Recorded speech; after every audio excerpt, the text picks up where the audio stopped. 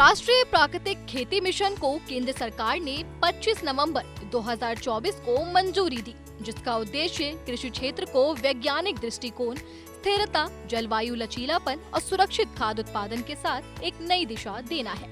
यह मिशन भारत सरकार की कृषि को आत्मनिर्भर, पर्यावरण अनुकूल और किसानों के लिए लाभकारी बनाने की दूरदर्शी सोच का परिणाम है।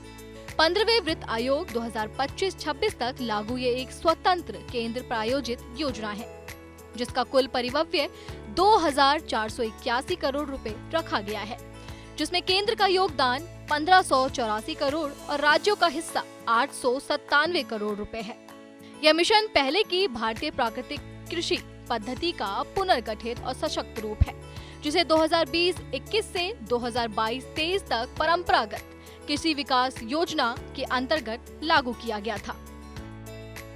सरकार द्वारा शुरू किए गए इस मिशन का उद्देश्य 15,000 समूहों के माध्यम से 7.5 लाख हेक्टेयर भूमि पर प्राकृतिक खेती को बढ़ावा देना, 10,000 जैव इनपुट संसाधन केंद्र स्थापित करना और 1 करोड़ किसानों के बीच जागरूकता फैलाना है।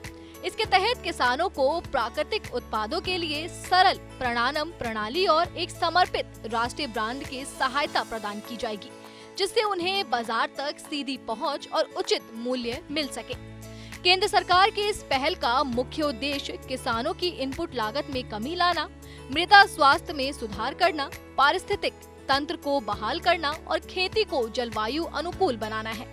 इसमें बहुफसल प्रणाली, बायोमास मल्चिंग और जैव विविधता को बढ़ावा देने जैसे टिकाऊ कृषि पद्धति को अपनाया जाएगा।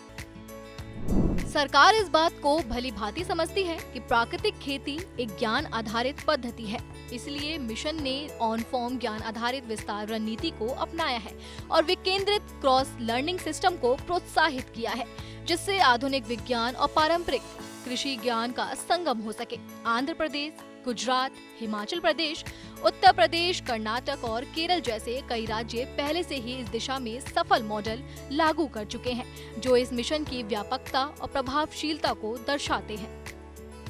केंद्र सरकार ने छोटे और सीमांत किसानों को इस योजना से जोड़ने के लिए प्रति किसान प्रति वर्ष 4,000 रुपए का उत्पादन आधारित प्रोत्साहन भी तय किया है, जिससे अधिक से अधिक किसानों को प्राकृतिक खेती अपनाने के लिए प्रेरित किया जा सके। प्रत्येक किसान अधिकतम 1 एकड़ तक इस योजना के तहत सहायता प्राप्त कर सकते हैं। मिशन के प्रभावी क्रियान्वयन के लिए कृषि विज्ञान केंद्र, कृषि विश्वविद्यालयों और विभिन्न संस्थाओं को जोड़ा गया है। अब तक 70,000 से अधिक कृषि सखियों को प्रशिक्षित किया गया है, 1100 मॉडल फॉर्म विकसित किए गए हैं और 10 लाख से अधिक किसानों का नामांकन हो चुका है।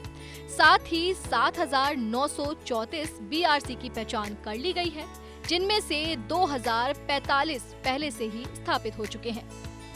सरकार पारंपरिक तकनीकों को भी महत्व दे रही है, जैसे बीजामृत जैसी देसी विधियों का उपयोग और प्रमाणन के लिए पीजीएस भारत प्रणाली को अपनाना। मिशन की प्रगति की पारदर्शी निगरानी के लिए एक विशेष ऑनलाइन पोर्टल भी तैयार किया गया है। केंद्र सरकार ने मैनेज को ज्ञान भागीदार के रूप में नामित किया है, जबकि ICAR KVK ने अब तक 3.6 लाख से अधिक किसानों को प्रशिक्षित किया है और 425 KVK के माध्यम से रबी सीजन में इस योजना को और व्यापक रूप से लागू किया जाएगा। अंततः यह मिशन केंद्र सरकार की दूरदर्शी नीतियों, किसानों के प्रति प्रतिबद्धता और टिकाऊ कृषि को बढ़ावा देने की इच्छा शक्ति का प्रतीक है।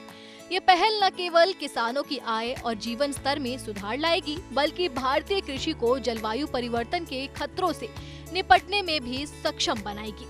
सरकार की यह रणनीतिक पहल पारंपरिक ज्ञान और आधुनिक विज्ञान को जोड़कर भारत की खेती को एक सशक्त, टिकाऊ और आत्मनिर्भर भविष्य की ओर ले जाने का ऐतिहासिक कदम साबित होगी।